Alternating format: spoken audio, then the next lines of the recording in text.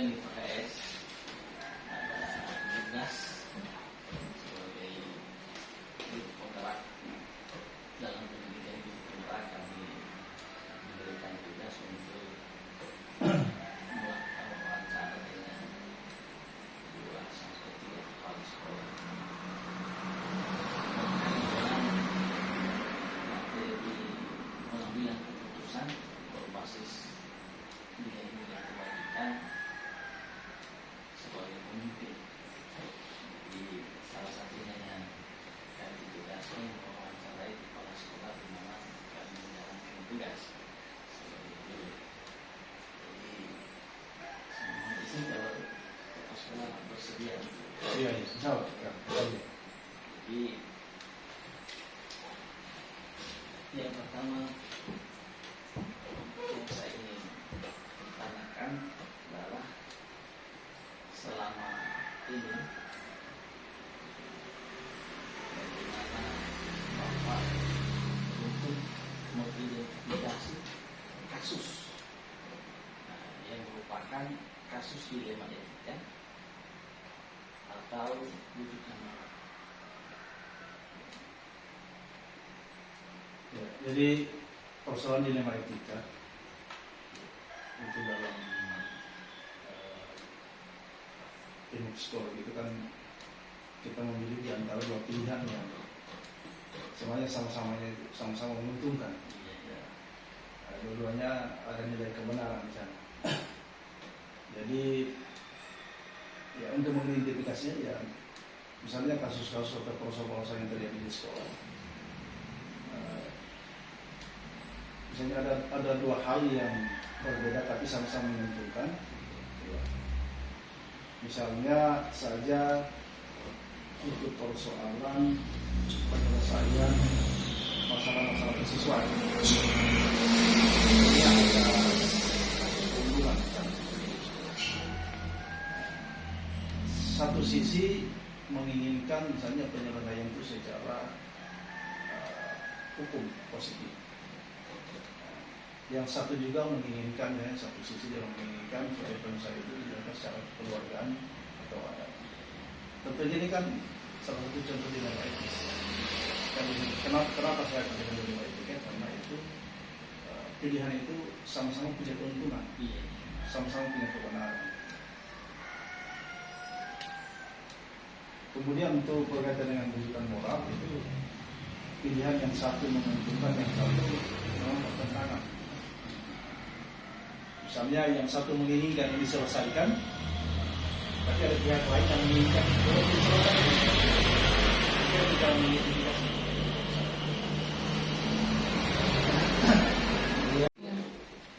Kemudian selanjutnya, selama ini bagaimana Bapak menjalankan pengambilan keputusan sekolah, terutama untuk kasus-kasus di mana ada 2 kepentingan yang sama-sama benar atau sama-sama mengandung nilai kebajikan. Ya. Saya kira untuk mengambil keputusan ini itu memang ada step-step yang harus kita lewati. Yang pertama, kita harus identifikasi skala prioritas. Yang kedua, kita harus memiliki pemikiran bahwa keputusan yang akan kita ambil itu harus menguntungkan semua pihak, tidak berpihak ke salah satu pihak.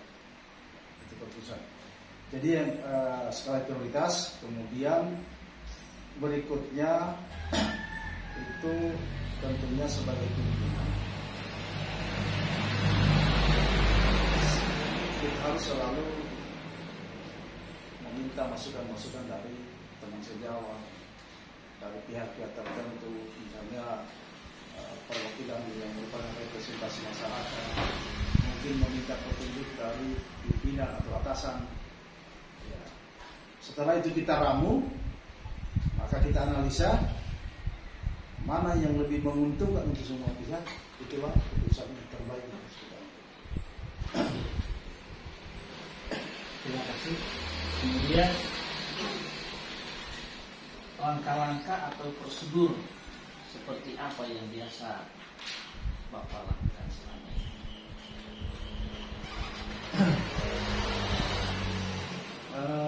Biasanya kalau prosedur yang biasa saya lakukan dalam pengambilan keputusan utama yang berkaitan dengan etika, itu yang pertama adalah mengidentifikasi dan menetapkan saran-saran dari berbagai pihak tentang bagaimana harus kita mengambil keputusan tentang berkaitan dengan persoalan yang sedang terjadi. Yang kedua, kita harus mengidentifikasi persoalan. Jadi saran, kemudian persoalannya kita identifikasi seperti apa persoalan itu. Kemudian kita buat beberapa pilihan alternatif mengembangkan alternatif penyelesaian. Jadi kita buat atau mengembangkan beberapa pilihan alternatif dalam menyelesaikan masalah. Setelah kita buat beberapa pilihan alternatif, maka kita memilih salah satu alternatif yang terbaik dengan mempertimbangkan saran-saran dari berbagai stakeholder tadi. Seterusnya yang terakhir kita mengambil keputusan.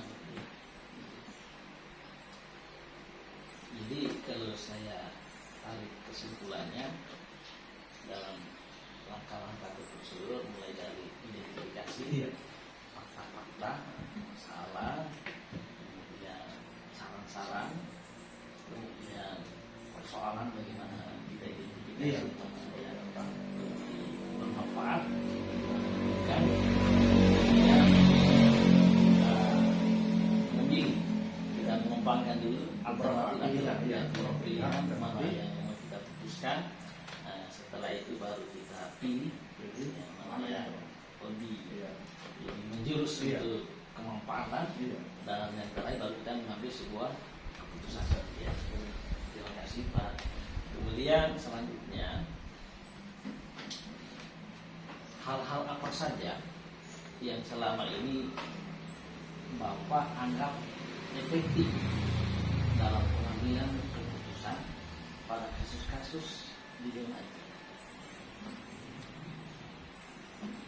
Kalau menurut saya yang paling efektif itu menurut saya itu adalah bagaimana kita mengidentifikasi pihak-pihak yang terlibat di dalam situasi persoalan ini sebenarnya. Ya. Karena setelah kita identifikasi, kita sudah bisa tahu, kita pahami siapa sebenarnya yang terlibat dalam satu persoalan, maka kita bisa melakukan pendekatan-pendekatan atau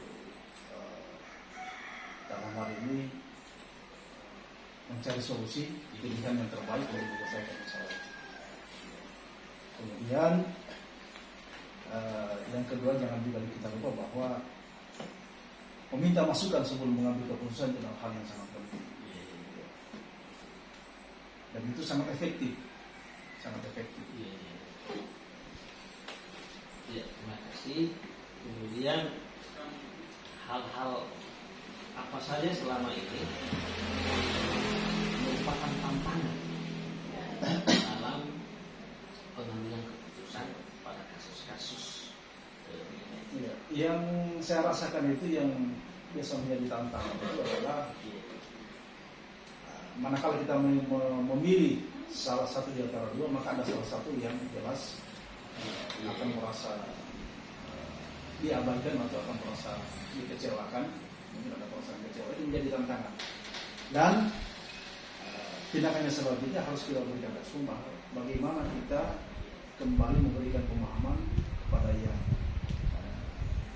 bersangkutan, bagaimana supaya caranya dia bisa menerima keputusan ini. Itu tantangan depannya. Kemudian apakah Bapak memiliki sebuah waktu jadwal tertentu dalam sebuah penyelesaian kasus dilema etika? Apakah Bapak langsung menangani di tempat, menyelesaikan di tempat, atau ada memiliki sebuah jadwal untuk penyelesaiannya, menyelesaikan persoalan itu, bentuk atau prosedur yang seperti apa yang biasa Bapak jalankan? Biasanya saya mengidentifikasi persoalan itu dulu. Iya. Jadi persoalan itu saya identifikasi. Kalau persoalan itu atau masalah itu memungkinkan untuk kita selesaikan pada saat itu dan di tempat itu, Iya. dan kedua pihak akan bersedia menerima, maka saya selesaikan di tempat itu. Iya. Tapi kalau persoalan itu agak rumit, agak besar, dan butuh masukan dari berbagai stakeholder, berbagai pihak, maka akan lebih baik dan lebih efektif kalau kita buat jadwal tertentu, kemudian akan libatkan semua pihak untuk memberikan pertimbangan, kemudian terakhir kita mengambil keputusan. Artinya kita buat jadwal tertentu. Saya kira itu. Jadi dua ini bisa tergantung situasi dan kondisinya. Ya, kondisional. Iya, Ya. situasional dan kondisional. Kemudian yang selanjutnya, adakah seseorang atau faktor-faktor yang selama ini mempermudah atau membantu Bapak dalam pengambilan keputusan dalam kasus ini? Yang jelas, kalau mengambil keputusan kita butuh seseorang. Iya. Harus ada seseorang. Minimal kita meminta masukan, saran, dan pertimbangan. Iya. Karena menurut hemat saya, menurut saya bahwa satu orang yang berpikir tidak lebih baik dibandingkan dengan banyak orang yang memberikan sumbangsi pikiran. Iya. Apalagi kalau persoalan itu adalah untuk kepentingan banyak orang. Iya. Maka kita sebaiknya melibatkan seseorang atau beberapa orang. Biasanya termasuk jawab TK, biasanya wakil kepala sekolah, teman-teman wali kelas, atau biasa dari pihak komite sekolah dan sebagainya. Kemudian yang terakhir Pak, dari semua hal yang telah Bapak sampaikan, pelajaran apa yang dapat Bapak petik dari pengalaman Bapak?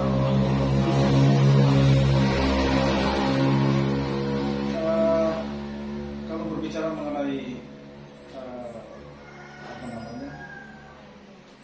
pembelajaran yang dapat kita petik, tentunya banyak hal yang dapat kita petik. Antara lain, misalnya bahwa di dalam menyelesaikan sebuah persoalan atau berkaitan dengan etika,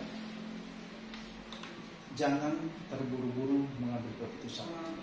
Apalagi kalau persoalan itu merupakan persoalan yang besar.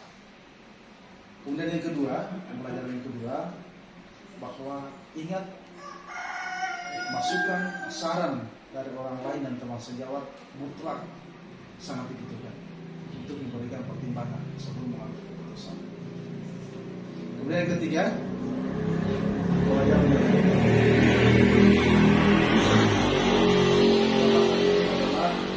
bahwa menyelesaikan persoalan harus kita bersikap bijaksana. Jadi untuk kebaikan semua pihak. Saya kira itu yang Terima kasih Pak.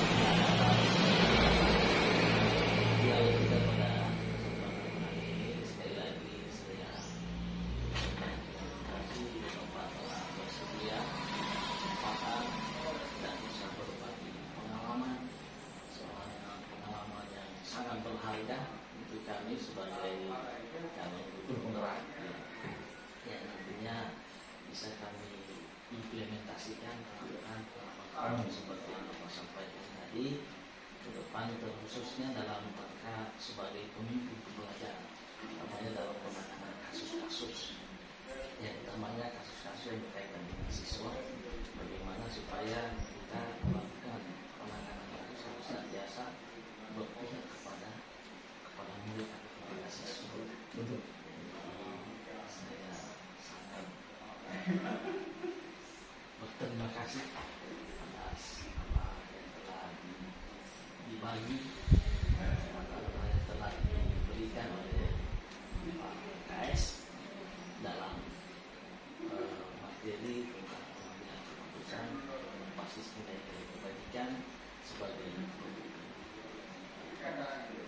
Saya juga menyampaikan semoga kegiatan program yang Bapak ikuti sebagai calon kontrak pada angkatan 8 ini berjalan lancar, dan saya juga meminta mohon kiranya nanti semua ilmu yang atau informasi yang telah Bapak peroleh selama pendidikan di CGP ini Bapak bisa bagi ke teman-teman sejawat, implementasikan di dalam proses pembelajaran di sekolah kita ini sebagai catatan saya.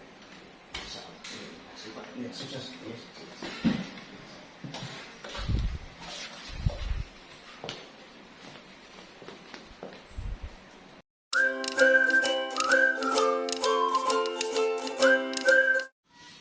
Assalamualaikum.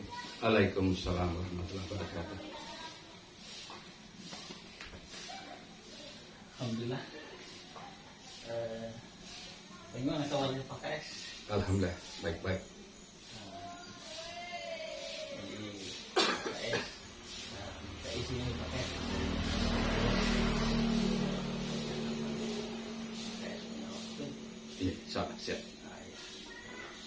Alhamdulillah, kebetulan kami di pendidikan di kontrak ini diberikan tugas untuk melakukan percakapan wawancara dengan kepala sekolah terkait dengan pengambilan keputusan berbasis nilai-nilai kebajikan sebagai pemimpin penggunaan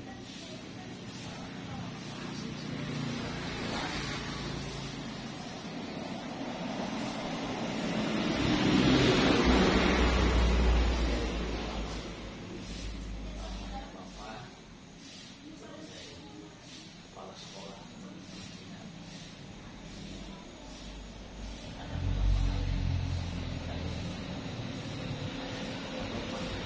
Ya, silakan.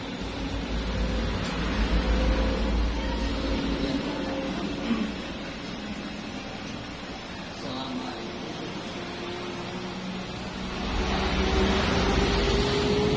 sebagai kepala sekolah, bagaimana Bapak dapat mengidentifikasi kasus-kasus yang merupakan kasus dilema etika atau tuntutan moral? Sebagai seorang kepala sekolah, tentu di dalam kita menyelenggarakan pendidikan, pasti kita banyak mendapatkan kasus, utamanya di antara guru-guru kita, dan banyak terdapatkan kasus pada anak didik kita atau siswa kita. Jadi sebagai seorang pemimpin kita harus mampu membedakan mana kasus yang disebut dilema etika atau bujukan moral. Apabila kasus tersebut sama-sama benar tetapi berbenturan, maka itu kita sebutkan sebagai dilema etika. Tetapi jika kasus tersebut salah satunya benar dan salah satunya salah, maka itu merupakan bujukan moral. Oleh karena itu sebagai seorang pemimpin harus kita mampu mengidentifikasi kedua kasus tersebut, dan di samping kita berpegang pada aturan yang ada, juga perlu ada kebijakan dalam mengidentifikasi kasus-kasus tersebut. Baik, selanjutnya selama ini Bapak sebagai kepala sekolah, bagaimana Bapak menjalankan pengambilan keputusan di sekolah ini, terutama untuk kasus-kasus di mana ada dua kepentingan yang sama-sama benar atau sama-sama mengandung nilai kebajikan. Ya, terima kasih. Jadi untuk kasus dilema etika itu yang sama-sama benar atau mengandung nilai etika, tentunya semua hal yang akan kita lakukan harus kita pertimbangkan dengan baik, dan harus kita pikirkan bagaimana mudaratnya atau dampaknya. Apakah kasus itu terjadi pada perorangan atau kelompok. Nah, seperti saya katakan tadi, di dalam menjalankan aturan itu tentu ada kebijakan, dan disitulah kita harus mampu ya membedakan dua kepentingan yang sama-sama benar ya. Karena jangan sampai ada pihak yang merasa dirugikan, dan itu memang kita perlu bersabar dalam menangani kasus seperti itu. Terima kasih. Iya. Kemudian selanjutnya langkah-langkah atau seperti apa yang biasa Bapak lakukan selama ini?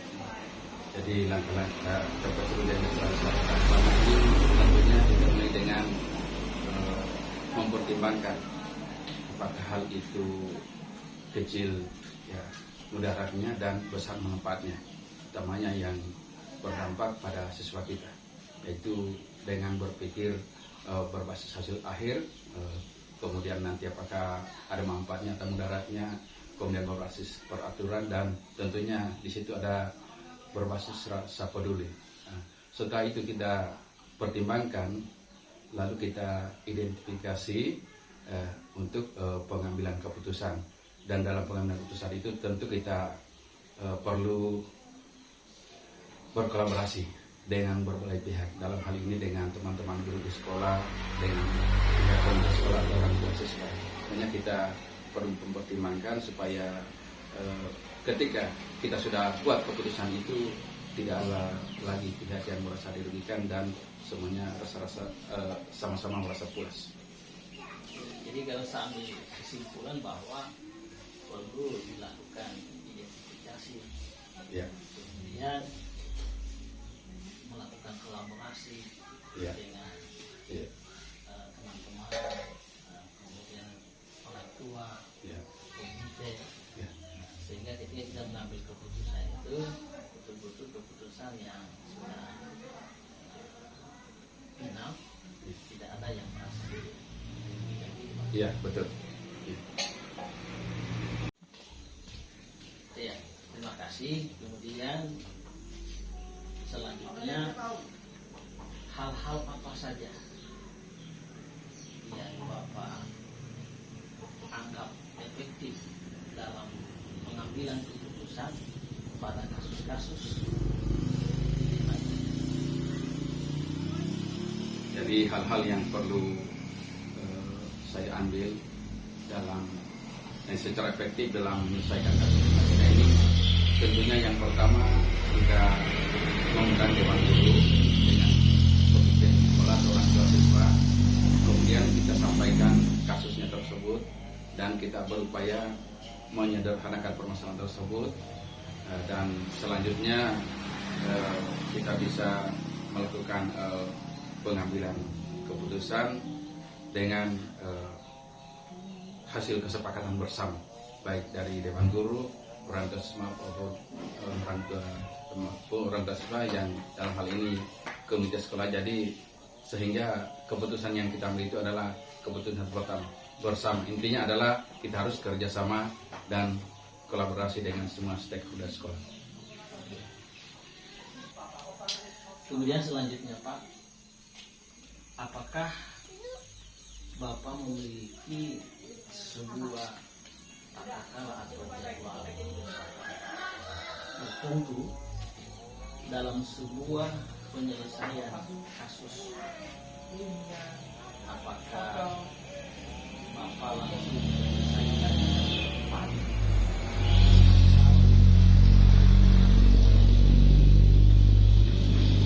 Jadwal tertentu untuk menyelesaikannya, bentuk atau prosedur seperti apa yang biasa Bapak jalankan? Ya, terima kasih. Sebenarnya tidak ada jadwal tertentu dalam menangani suatu kasus. Nah, misalnya ada tiba-tiba siswa yang melakukan katakan perkelahian di kelas, maka prosedur yang saya lakukan adalah memanggil guru BP atau salah seorang guru, mengutus salah seorang guru untuk mengambil keputusan tersebut. Kemudian kalau itu permasalahan kecil bisa ditangani di sekolah, maka cukup kami saya beserta dengan guru saya menanyakan apa masalahnya, apa solusinya, dan kita berikan pemahaman bahwa tidak boleh seperti itu. Nah, dan kasus itu langsung selesai pada saat itu juga. Tetapi manakala itu misalnya katakan tiba-tiba anak-anak misalnya katakan ada sementara berdiri ditarik tempat duduknya, ada jatuh kemudian pingsan, atau bahkan kadang-kadang ada yang tidak sengaja melukai temannya, maka itu kasus itu ya memerlukan waktu untuk penyelesaian.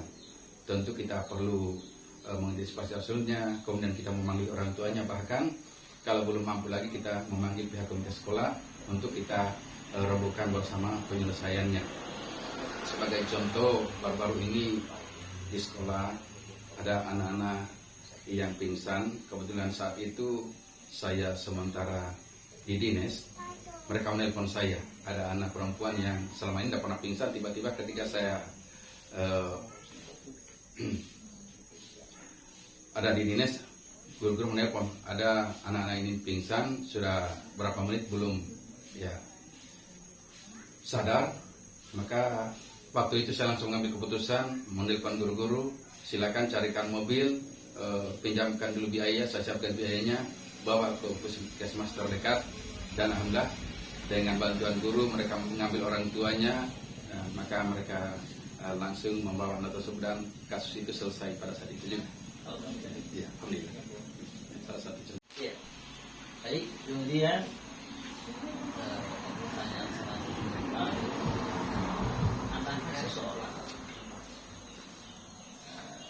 atau faktor-faktor yang mempermudah atau membantu Bapak dalam pengambilan keputusan dalam kasus-kasus dilema ini? Ya, terima kasih. Tentunya selama ini saya selalu lakukan kolaborasi dengan teman-teman guru, orang tua siswa maupun komite sekolah, dan kami itu merupakan mitra kerja yang baik. Apa saja yang kami lakukan di sekolah dan kasus apa saja yang kami tangani itu selalu lakukan kolaborasi. Ya, kemudian faktor-faktor apa yang mempermudah, tentunya yang pertama kita seorang pemimpin itu harus mampu mengelola emosi kita. Nah, pengelolaan emosi yang baik, kemudian pemahaman kita tentang bagaimana menyelesaikan suatu kasus itu sangat dibutuhkan dalam pemenangan di setiap kasus, utamanya dilema kita. Terus dari semua yang sampaikan tadi, pembelajaran apa yang dapat Bapak petik dan pengalaman Bapak mengambil keputusan dilema etika? Ya, saya sangat senang ya, karena berkat kerjasama yang baik, ya, pemahaman teman-teman guru, kolaborasi dengan pihak orang tua dan komite sekolah, saya sangat senang dan merasa bangga bahwa ternyata menjadi seorang pemimpin itu dengan menangani beberapa kasus dan dengan kerjasama yang baik, kemudian dengan penuh kebijakan, dengan berpegang pada aturan yang ada, alhamdulillah kita mampu menyelesaikan kasus itu, baik yang kecil maupun yang besar. Dan saya bangga dengan ya teman-teman saya, rekan-rekan sejawat saya, guru-guru saya, orang tua selama ini, alhamdulillah sudah 3 sekolah yang saya lewati, dan utamanya 2 sekolah yang saya lewati sebagai pemimpin. Alhamdulillah ketika saya tinggalkan tidak ada kasus yang tidak mampu diselesaikan, dan alhamdulillah sekolah kami sampai saat ini tetap aman dan kondusif dari hal-hal yang bertentangan dengan aturan yang ada. Terima kasih. Iya. Baik, terima kasih. Sekali lagi terima kasih kepada Pak KS telah meluangkan kesempatannya untuk bisa melakukan percakapan ini. Mudah-mudahan Pak KS senantiasa sehat walafiat. Amin. Dan dapat menjalankan segala amanah yang telah diberikan, dan tentunya Pak KS telah berbagi sharing pengalaman kepada kami. Mudah-mudahan pengalaman-pengalaman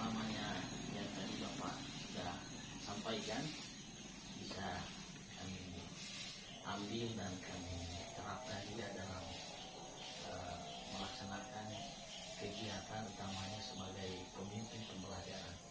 Ya.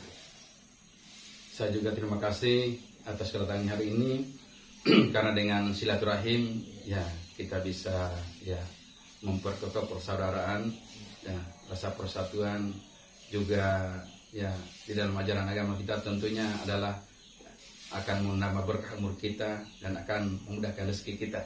Mudah-mudahan di lain kesempatan kita bisa bertemu kembali dengan kasus yang sama atau hal yang lain. Insya Allah kami senantiasa siap dan terbuka setiap jam sekolah untuk kita saling sharing dan kolaborasi.